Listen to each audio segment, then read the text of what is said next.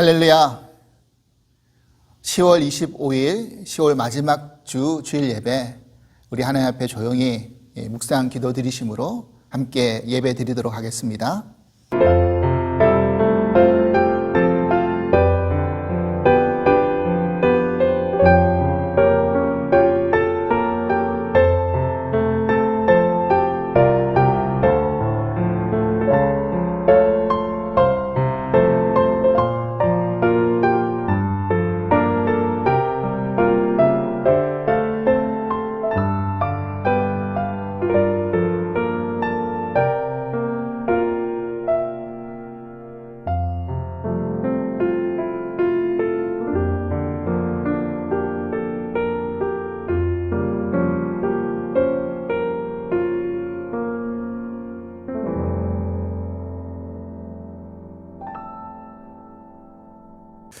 여호와여, 내 기도를 들으시며 내 간구의 귀를 기울이시고 주의 진실과 의로 내게 응답하소서.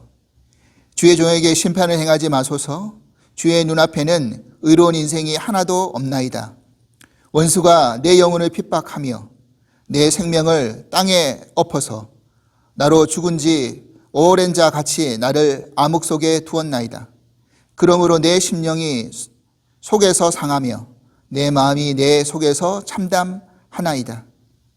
내가 옛날을 기억하고 주의 모든 행하신 것을 읊조리며 주의 손이 행하는 일을 생각하고 주를 향하고 손을 펴고 내 영혼이 마른 땅같이 주를 사모하나이다. 여호와여, 속히 내게 응답하소서. 내 영이 피곤하나이다. 주의 얼굴을 내게서 숨기지 마소서. 내가 무덤에 내려가는 자 같을까 두려워하나이다. 아침에 나로 하여금 주의 인자한 말씀을 듣게 하소서. 내가 주를 의뢰함이니이다. 내가 다닐 길을 알게 하소서. 내가 내 영혼을 주께 드림이니이다. 아멘. 우리 찬송가 211장 값비싼 향유를 우리 함께 찬송하시겠습니다.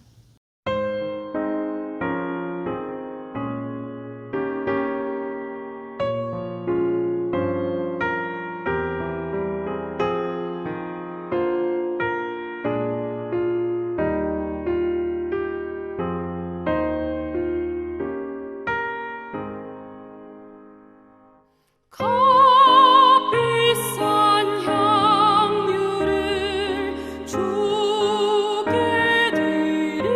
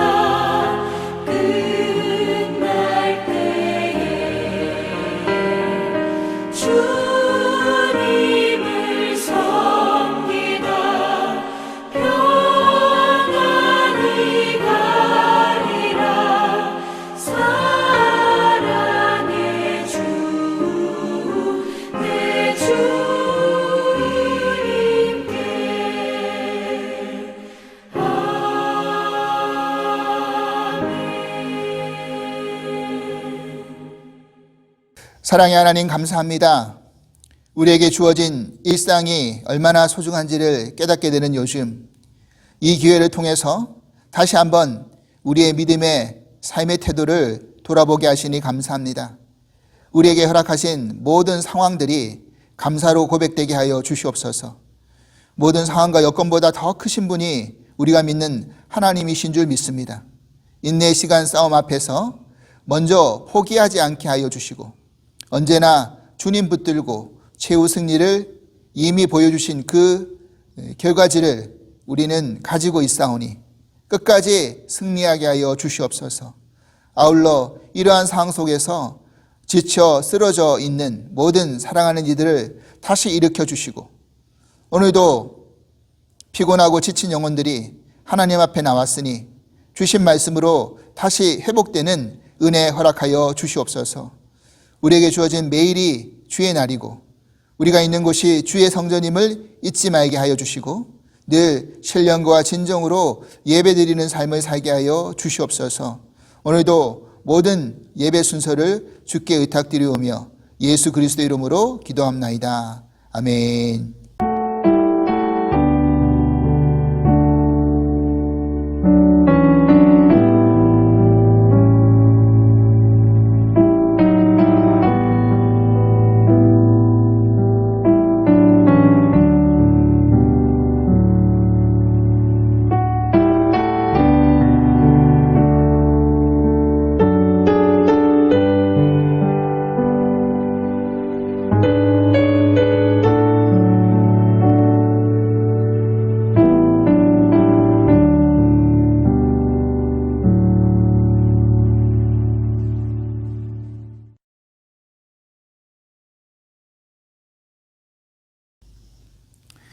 오늘 우리에게 주신 하나님 말씀은 마가복음 14장 1절에서 11절 말씀입니다. 마가복음 14장 1절로 11절 말씀, 우리 같이 한 목소리로 함께 봉독하도록 하겠습니다. 이틀이 지나면 유월절과 무교절이라 대제사장들과 서기관들이 예수를 흉계로 잡아 죽일 방도를 구하며 이르되 밀란이 날까 하노니 명절에는 하지 말자 하더라. 예수께서 베다니 나병 환자 시몬의 집에서 식사하실 때 한 여자가 매우 값진 향유 곧 순전한 나드 한 옥합을 가지고 와서 그 옥합을 깨트려 예수의 머리에 부으니 어떤 사람들이 화를 내어 서로 말하되 어찌하여 이 향유를 허비하는가? 이 향유를 300데나리온 이상에 팔아 가난한 자들에게 줄 수 있었겠도다 하며 그 여자를 책망하는지라. 예수께서 이르시되 가만두라. 너희가 어찌하여 그를 괴롭게 하느냐? 그가 내게 좋은 일을 하였느니라. 가난한 자들은 항상 너희와 함께 있으니 아무 때라도 원하는 대로 도울 수 있거니와 나는 너희와 항상 함께 있지 아니하리라. 그는 힘을 다하여 내 몸에 향유를 부어 내 장례를 미리 준비하였느니라. 내가 진실로 너희에게 이르노니 온 천하에 어디서든지 복음이 전파되는 곳에는 이 여자가 행한 일도 말하여 그를 기억하리라 하시니라. 12 중 하나인 가룟 유다가 예수를 넘겨주려고 대제사장들에게 가매 그들이 듣고 기뻐하여 돈을 주기로 약속하니 유다가 예수를 어떻게 넘겨줄까 하고 그 기회를 찾더라. 아멘. 샬롬. 주사랑 가족 여러분, 한 주간도 잘 지내셨습니까? 요즘은 버틴다라는 말이 계속해서 생각이 듭니다. 여러분 한 주간도 또 잘 버티시고 이기셨습니다. 다시 한번 힘을 내셔서 오늘도 주님 앞에 나와 예배드릴 때 주의 은혜와 평강과 긍휼이 넘쳐나실 수 있기를 간절히 축복합니다. 오늘은 옥합을 깨트려 머리에 부으니라는 말씀의 제목으로 함께 은혜 나누고 싶습니다. 우리는 지난주 복음서의 묵시록이라고 불려지는 마가복음 13장 내용을 함께 살펴보았습니다. 이제 13장에서 14장으로 들어왔는데 지금부터는 예수님의 본격적인 순환과 죽으심과 부활에 관한 그런 사건들이 자세하게 기록되어지고 증거되어질 것입니다. 오늘 본문에서 우리가 중요하게 살펴볼 내용은 바로 옥합을 깨트려 향유를 부은 여인에 관한 사건입니다. 한 여인이 행한 이 일이 얼마나 중요했던지 예수님은 9절에 이렇게 말씀하셨습니다. 내가 진실로 너에게 이르노니 온 천하에 어디서든지 복음이 전파되는 곳에는 이 여자가 행한 일도 말하여 그를 기억하리라 하시니라. 그러니까 천하에 복음이 전파되는 곳에서는 이 여인이 행한 일도 같이 말하여서 이 여인을 기억해야 된다라는 말씀을 하셨죠. 그만큼 이 여인이 행한 이 사건이 굉장히 중요한 일인데 그러면 이 여인이 행했던 이 향유를 부은 사건은 이 사복음서에 다 기록되어질 정도로 그렇게 중요하게 생각되어진 것입니다. 하지만 우리가 여기서 한 가지 꼭 짚고 가야 될 문제가 있습니다. 부분이 있습니다. 그것은 사복음서에 이 여인이 향유를 부은 사건이 다 기록되어져 있지만 그 자세한 내용을 우리가 살펴보면 조금 다른 내용들이 있다라는 것이죠. 무슨 말이냐면 우리가 일반적으로 가장 많이 혼돈하는 것이 뭐냐면 이 옥합을 깨트려 향유를 부은 사건이 하나의 사건으로 생각하고 있다라는 겁니다. 그런데 사실 우리가 좀 더 자세히 살펴보면 이 사건은 두 개의 사건으로 나누어집니다. 다시 말해서 예수님의 사역 초기에 일어났던 사건이 있었고 사역 후기에 일어났던 사건이 있었다라는 거예요. 사복음서에 다 기록되어져 있는 이 사건 속에서 오늘 읽었던 마가복음 14장, 또 마태복음 26장, 요한복음 12장에 등장하는 사건은 예수님의 사역 후반부, 즉 예수님의 순환 직전에 일어났던 그런 사건입니다. 그런데 누가복음에서 7장에 등장하는 이 사건은 예수님의 사역 초기에 일어났던 사건이었습니다. 이것을 우리가 먼저 구분할 수 있어야 된다는 거죠. 그리고 또 하나 우리가 헷갈려하는 것이 뭐냐면 그러면 이 여인이 과연 누구인가라는 거죠. 여러분 많은 분들이 이 여인의 이름을 막달라 마리아라고 생각하시는 분들이 많이 계십니다. 그런데 사실 이 여인의 이름이 등장하는 곳은 요한복음에서만 등장을 합니다. 요한복음에서 이 여인을 마리아고 소개하고 있는데 막달라 마리아가 아니라 베다니아에 있는 나사로의 누이 마리아라고 그렇게 소개하고 있는 것이죠. 여러분 성경에서는 사실 마리아라는 이름이 많이 등장하죠. 그 당시 유대사회 속에서 여인의 이름 중에서 마리아라는 이름은 굉장히 흔한 이름 가운데 하나였습니다. 그런데 우리가 왜 이 여인의 이름을 막달라 마리아라고 기억하느냐? 우리가 좀 전에 우리가 찬송가 불렀죠. 그 찬송가에서도 이 여인의 이름을 막달라 마리아라고 그렇게 부르고 있었죠. 소개하고 부르고 있었죠. 그러니까 이 찬송가를 지은 작사가 자체도 이 마리아 이름을 사실은 혼돈하고 있었다는 사실입니다. 굳이 왜 이렇게 혼돈했을까라고 생각해 보면 누가복음 7장에 이 여인을 소개할 때 죄를 지은 여인이라고 소개하고 있거든요. 그리고 곧 이어서 누가복음 8장에 막달라 마리아, 7 귀신이 쫓겨나간 막달라 마리아가 등장합니다. 그래서 이 여인과 같이 연결시켜가지고 이 여인의 이름이 막달라 마리아가 아닌가라고 아마 생각했던 것 같습니다. 그리고 같은 사건이라 할지라도 마태복음, 마가복음, 요한복음에서 했던 내용 중에서 마태와의 내용과 요한복음의 내용의 시간, 장소, 디테일이 조금씩 차이가 있습니다. 특별히 이 디테일의 차이라는 건 뭐냐면 마태, 마가는 이 향유를 예수님의 머리에 붓는데 요한복음에서는 예수님의 발에 부어서 이 여인이 머리카락을 풀어가지고 발을 닦는 그런 내용이 등장을 하죠. 그래서 어떤 분들은 이 성경 속에서 뭔가 좀 오류가 있지 않느냐, 어떤 내용이 진짜 맞는 내용이냐, 이렇게 질문하시는 분들이 계십니다. 근데 중요한 것은 성경에 오류가 있다라는 것이 아니라 같은 사건을 기록한다 할지라도 꼭 이 사건만 아니라도요. 같은 사건이 기록되어진다 할지라도 복음서의 기자가 어떠한 관점을 가지고 그 사건을 바라보고 있느냐에 따라서 그 자세한 내용들이 디테일이 조금씩 달라집니다. 우리는 먼저 그것을 이해하고 복음서 내용들을 살펴볼 필요가 있습니다.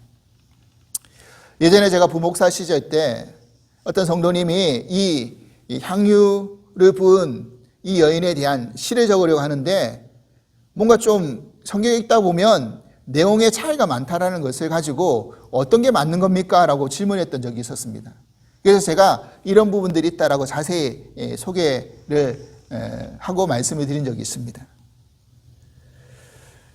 그래서 오늘은 마가의 관점으로 본 옥합을 깨트려 향유를 부은 이 여인의 사건에 대해서 조명하면서 마가는 과연 이 사건을 가지고 무엇을 이야기하려고 했는지에 대한 것을 살펴보고자 합니다. 우선 우리가 앞서 제가 마가복음 강해를 쭉 하다가 자주 언급해서 말씀드린 내용이 하나 있습니다. 그게 뭐냐면 마가복음 안에서 등장하는 독특한 편집 양식이죠. 그것을 제가 뭐라고 말씀드렸습니까? 샌드위치 구조 양식이라는 말씀을 드렸습니다. 오늘 본문에서도 그것이 드러나고 있습니다. 즉 앞뒤에 비슷한 사건을 배치해 놓고 가운데 중요한 사건을 언급하면서 그 사건을 부각시키고 있는 것이죠. 그러니까 지금 마가는 오늘 이 본문 안에서도 샌드위치 구조를 쓰면서 이 여인이 했던 이 사건을 굉장히 중요한 사건이라고 지금 부각시켜 주고 있는 것입니다. 그러면 이 여인의 사건 앞뒤에 등장하는 내용이 어떤 것입니까? 본문 1절 2절입니다. 이틀이 지나면 유월절과 무교절이라 대제사장들과 서기관들이 예수를 흉계로 잡아 죽일 방도를 구하며 이르되 밀란이 날까 하노니 명제례는 하지 말자 하더라. 그리고 10절 11절 뒷부분의 내용입니다. 12 중에 하나인 가룟 유다가 예수를 넘겨주려고 대제사장들에게 가매 그들이 듣고 기뻐하여 돈을 주기로 약속하니 유다가 예수를 어떻게 넘겨줄까 하고 그 기회를 찾더라. 자, 지금 대제사장들과 서기관들이 지금 예수님을 죽일 방도를 지금 꾸미고 있는 거죠. 흉계를 꾸미고 있습니다. 그런데 가만히 보니까 이틀 뒤에 유월절 무교절이 다가오거든요.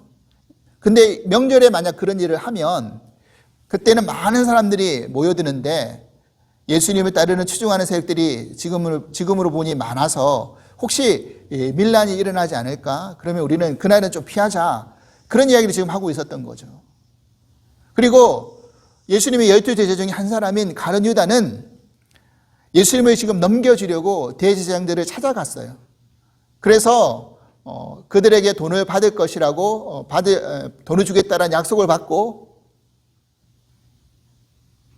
예수님을 어떻게 넘길까 기회를 지금 엿보고 있다는 내용을 지금 기록하고 있는 것입니다. 그렇다면 이들은 왜 예수님을 죽이려고 했을까요? 이들에게 공통점이 있다는 겁니다. 그럼 먼저 이들은 예수님이 누구이신지를 몰랐다라는 거예요. 그리고 또 하나, 예수님보다 자신의 이익과 이권이 먼저였던 사람들이었습니다. 사실 어떻게 보면 가장 먼저 예수님을 알아봐야 될 사람들이 이들 아닙니까? 율법을 누구보다 잘 알고 그리고 그 율법을 가르쳤으면서 그리고 하나님께 제사드리고 기도했던 사람들이 대제사장들, 서기관들 아닙니까? 또한 예수님의 측근에서 3년 동안 가장 가까이서 예수님 말씀 듣고 또 예수님이 행하신 여러 가지 사역과 기적을 눈으로 목도했던 사람 중에 한 사람이 바로 가룟 유다였습니다. 그런데 여기서 그들이 왜 하나님을 믿고 섬기는지, 그가 왜 예수님을 따랐는지에 대한 그 목적이 다른 데 있었다는 것이 드러나고 있다는 거죠. 대제사장들과 서기관들은 예수님께서 예루살렘 성전에 들어가서 성전의 장사치를 다 몰아내는 것을 보면서 어떤 생각을 했습니까? 그로 인해서 자기에게 생기는 수입원이 지금 끊어지고 있잖아요. 자기 이익에 손해를 보고 있는 겁니다. 그리고 자신의 권위도 인정해 주지 않는 것 같고, 자신의 권위가 무너지고, 그런 상황 속에서 일어나는 일 속에서, 그러니까 예수님이 눈에 가시처럼 여겨진 거죠. 예수님을 죽이고 싶었던 겁니다. 지금 가룟 유다는 적어도 예수님 따라다니면 로마 정권을 몰아내고 새로운 나라가 건설될 것 같은데, 그때 거기에서 내가 어느 정도 한 자리 차지할 수 있지 않을까, 그런 개인의 영광과 욕망이 있었던 거죠. 근데 가만히 보니까 그런 일은 일어날 것 같지는 않고, 예수님은 자꾸 죽는다는 이야기만 하시고, 그러니까 눈치 빠른 가룟 유다가 발을 빼버린 겁니다. 예수님을 팔아서 이익을 오히려 취하는 게 더 낫겠다라는 생각을 한 거죠. 요한복음에서 이 사건을 소개할 때 가룟 유다를 어떻게 이야기하고 있는 줄 아십니까? 요한복음 12장 내용입니다. 5절, 6절입니다. 이 향유를 어찌하여 300데나리온에 팔아 가난한 자들에게 주지 아니하느냐 하니, 이렇게 말함은 가난한 자를 생각함이 아니요 그는 도둑이라 돈궤를 막고 거기 넣을 것을 훔쳐 가미러라 했어요. 그러니까 가룟 유다는 지금 그 예수님을 따르는 무리 가운데서 회계를 맡았던 사람이었던 것 같습니다. 그런데 중요한 것은 그가 자신의 이익을 위해서 지금 헌금함에 손을 대고 있는 거죠. 훔쳤다라는 내용을 하고 있는 것입니다. 사실 이 여인이 예수님께 부은 향유의 가치를 성경에서는 300데나리온 이상이 될 것이다 라고 소개하고 있거든요. 그런데 그 당시 우리가 여러 번 말씀드렸지만 노동자 하루 품삯이 1데나리온입니다. 그러면 300데나리온이라는 것은 노동자가 300일 동안 일한 것, 다시 말해서 안식일 빼고 다 따져보니까 한 1년치 노동자 연봉과 같은 액수라는 거예요. 여러분, 지금 우리 돈으로 환산해 보자면 평균적으로 임금, 우리가 받는 시급 한 15불 계산하고 하루에 8시간 계산해서 1년 한 300일 따져보니까 한 36,000불 정도 되는 금액이라는 겁니다. 그러니까 어느 정도 돈인지 대충 이해가 되시죠? 그러니까 어떻게 보면 이 여인이 하는 그런 행동 자체가 낭비처럼 보이는 겁니다. 차라리 그 정도의 물품의 가치가 있으면 그거 팔아가지고 가난한 자에게 나눠주는 게 더 맞는 거 아니냐? 합당한 말이고 생각일 수 있죠. 그 말 자체는요. 하지만 요한복음에서는 그 말을 한 가룟 유다의 속내를 분명히 밝히고 있습니다. 뭐라고 이야기했죠? 그가 가난한 자들을 위하는 척 했지만 실상은 그 돈을 가난한 자에게 나눠주라고 헌금하면 그 돈을 더 많이 내가 삭복할 수 있지 않을까라는 계산이 들었던 거예요. 그러니까 그렇게 하지 못하니까 거기에 화가 난 겁니다. 여러분, 그런데 마가는 이런 한심하고 어리석은 대제사장들과 서기관들, 그리고 예수님의 그 가룟 유다의 그런 어떤 행동들 사이에 바로 한 이름 없는 여인의 사건을 등장시키면서 누가 진정으로 예수님을 알아보고 있고 섬기고 있는지를 우리들에게 지금 이야기해 주고 있는 것입니다. 사실 마가는요, 요한과 달리 이 여인의 이름을 밝히고 있지 않아요. 우리가 보통 이 정도로 중요한 일을 했다고 한다면, 예수님이 정말 기억되어져야 될 여인이라고 한다고 한다면 여인의 이름 언급할 줄 수 있잖아요. 그런데 마가는 이 여인의 이름이 기억되어지는 것보다 더 중요한 것은 이 여인이 행한 일이 기억되어지기를 원했던 것 같아요. 그래서 굳이 이 여인의 이름을 지금 기록해 놓고 있지 않은 것입니다. 사랑하는 여러분, 그런데 사실 이런 모습이 예수님을 믿고 따라간다는 우리들의 부끄러운 민낯일 수 있다는 데 두려움이 있습니다. 여러분, 그렇지 않습니까? 저를 비롯해서 하나님 믿고 따르고 말씀을 가르치는 목사라고 할지라도, 또 예수님 앞에 내 모든 것을 버리고 따라갑니다 라는 그런 제자들 같은 성도들이라 할지라도, 우리들도 저들처럼 처음에 예수님 믿고 따르는 목적과 달라져서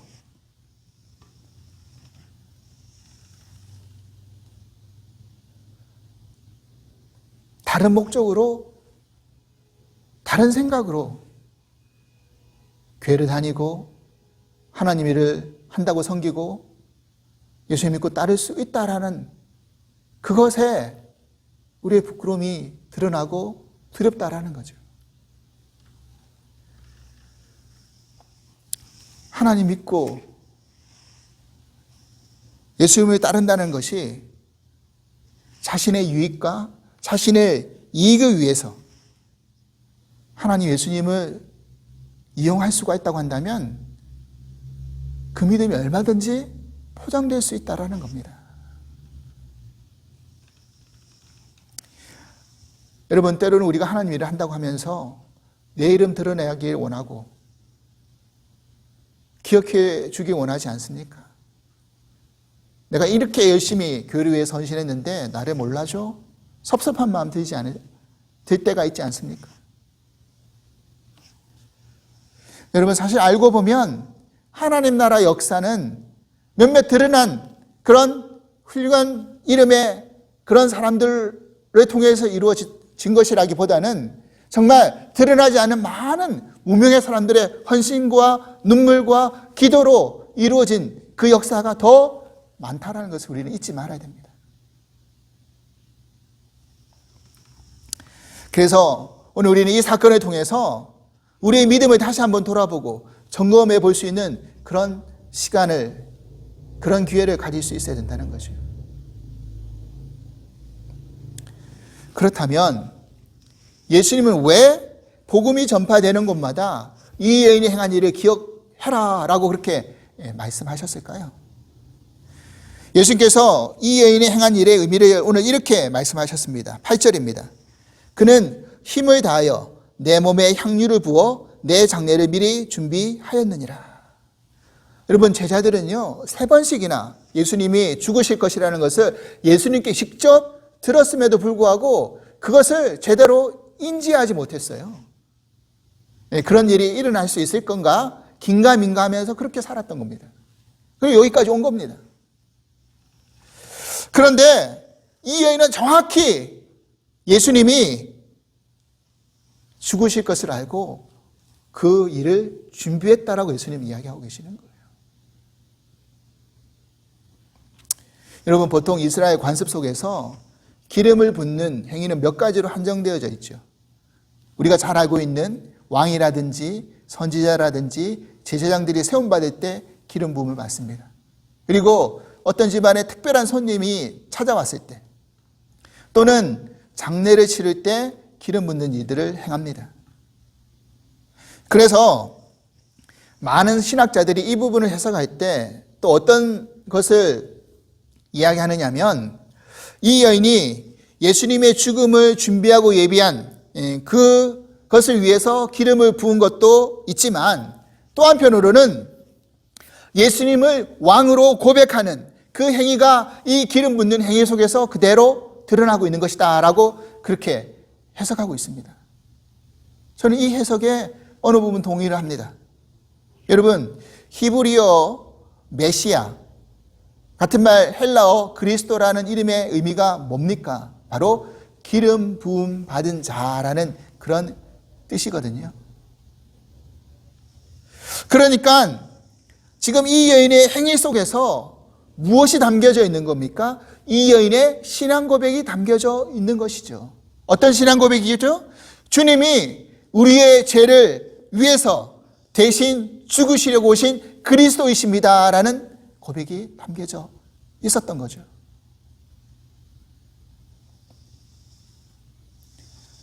사실 알고 보면 이 일을 누가 해야 되는 겁니까? 대제사장, 서기관들, 제자가 해야 될 일이잖아요. 그런데 이름도 없는 무명의 여인이 이 일을 하고 있다라는 것은 하나님은 신앙 고백을 받으실 때 어떤 직분이라든지 직책이라든지 신분이라든지 위치라든지 자격 그런 것을 보시는 것이 아니라 이름 없는 작은 한 사람이라 할지라도 그 한 사람, 그 개인의 신앙 고백 그것을 중요하게 여기신다는 것을 우리들에게 말씀해 주고 있는 것이죠. 그리고 우리가 또 하나 생각해야 될 관점이 있습니다. 그것은 옷값을 깨뜨리고 향유를 붓는 것, 그것 자체가 바로 복음을 말하고 있는 것입니다. 다시 말해서 무슨 말이냐면 예수님의 죽음을 상징하고 있는 것이에요. 지금 이 여인이 부은 이 향유를 나드 향근이라고 이야기했는데 이 나드는 인도산 향유거든요. 이게 자줏빛깔을 띠고 있다고 합니다.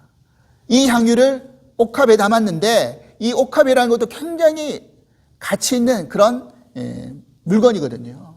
아무거나 담는 게 아니라 굉장히 가치 있고 중요한 것만 담는 꽤 비싼 그런 물품이라는 겁니다. 그런데 이 여인이 향유를 부을 때 그냥 부은 게 아니라 오늘 마가복음은 뭐라고 이야기하고 있습니까? 옥합을 깨트려 부었다라고 그렇게 소개하고 있어요. 그렇습니다. 사실 우리가 깨닫고 보면 이 여인이 옥합을 깨기 전에 예수님이 이 여인을 위해서 옥합을 깨트릴 준비를 먼저 하고 계셨던 겁니다. 예수님의 죽으심은 그분의 옥합을 깨트린 사건입니다. 예수님은 십자가에서 자신의 옥합을 아낌없이 깨트리셨습니다. 그리고 자신의 존재를 깨트리시면서 우리의 죄를 대신 짊어지시고 십자가에서 보배로운 피를 흘리셨습니다. 쏟아놓으셨습니다. 그래서 우리는 그 피로 말미암아 죄사함을 얻었고 그 피로 우리가 깨끗함을 얻어서 하나님을 아버지로 예수님을 구주로 우리가 믿고 따라가고 있는 것이 복음 아닙니까?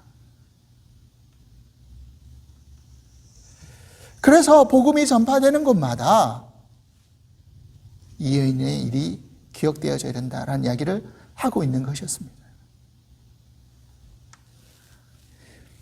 예수님은 이 여인이 한 일을 이렇게 증거하셨습니다. 6절입니다.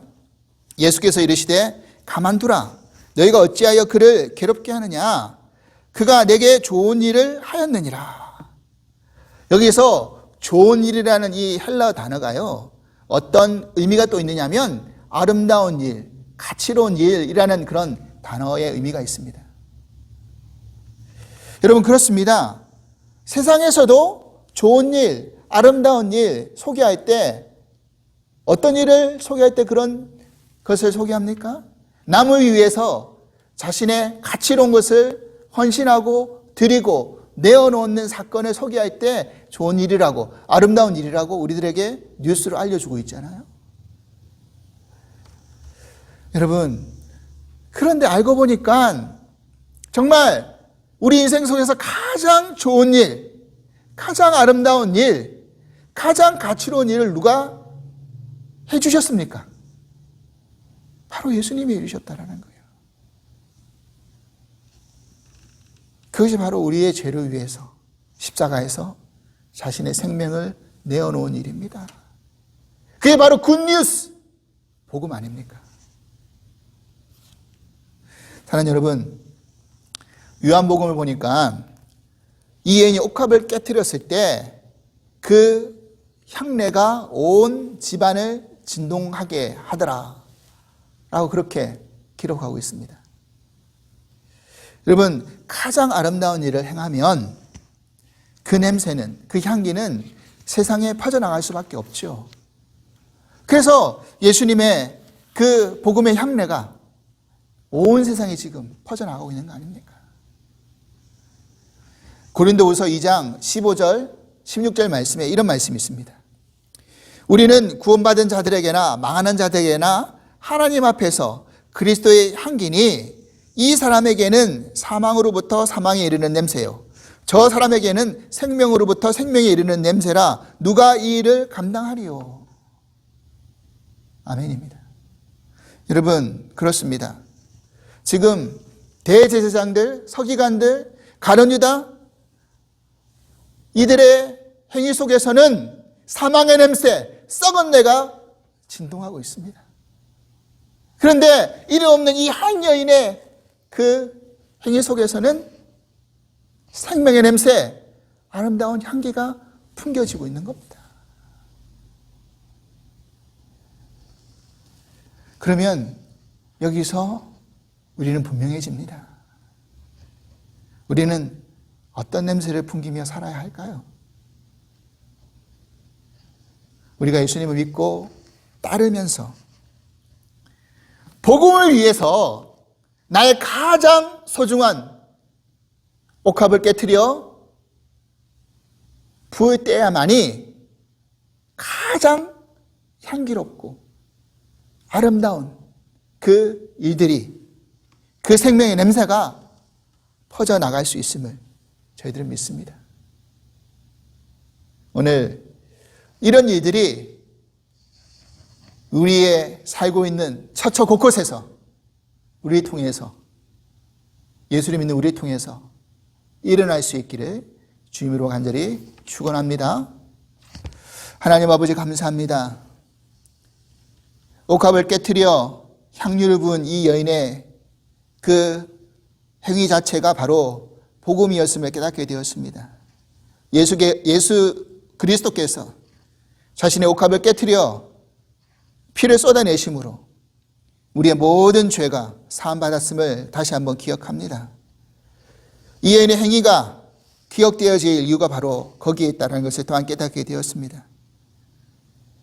그 여인의 깨트리는 그 향유옥합의 아름다운 향기가 온 세상에 진동되어서 퍼져나갔듯이 우리 또한 예수님 믿고 따르면서 대제사장들, 서기관들, 가룟 유다와 같이 다른 목적으로 예수님을 따르고 섬기는 게 아니라 진정으로 이 여인의 행위처럼 자신의 모든 것을 드림으로, 복음 위해서 모든 것을 드림으로 그 향기가 드러나서 예수 그리스도가 증거되어지는 놀라운 역사가 있게 하여 주시옵소서. 감사하오며 예수 그리스도 이름으로 기도합나이다. 아멘. 이제 마지막 파송 찬송, 내게 있는 향유옥화, 우리 함께 찬송하시겠습니다.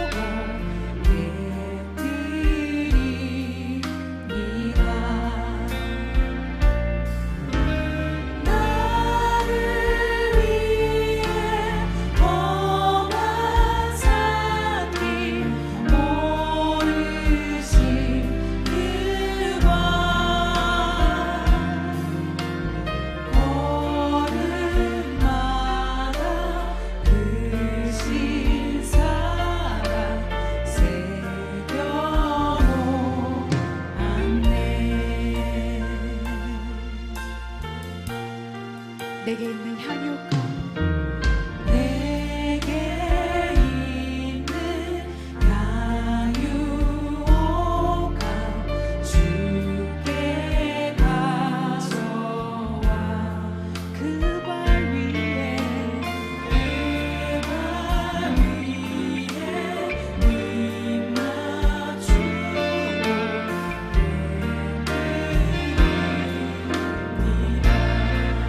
나를 위해 십자가에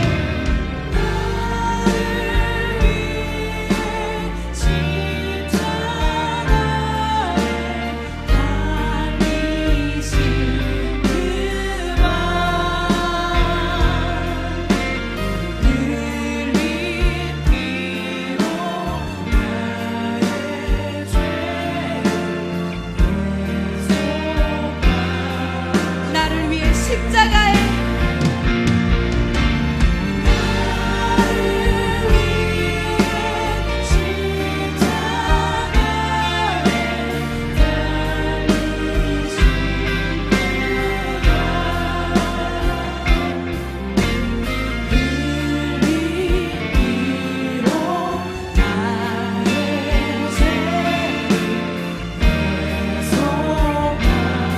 목소리 높여 고백하겠습니다. 내게 있는 향유가 내게 있는 향유가 주께 가져와 그 발 위에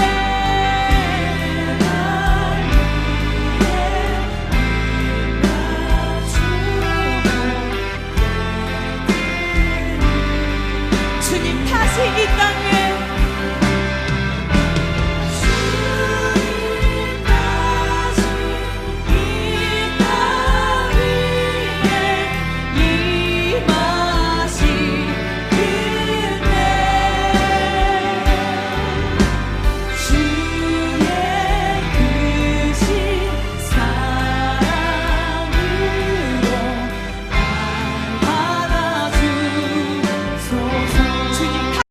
이제는 우리 주 예수 그리스도의 크신 은혜와 하나님 아버지의 한량없으신 사랑하심과 보혜사 성령님의 감화 교통하시는 은총이 옥합을 깨뜨려 향유를 부은 이 여인의 아름다운 좋은 일을 우리가 다시 한번 기억하면서 우리가 이 땅 가운데 살아가면서 그와 같은 일을 행하기로 결단하며 나아가는 당신의 사랑하는 성도님들 위해 주께서 이제부터 영원토록 함께 하시기를 간절히 축원하옵나이다. 아멘.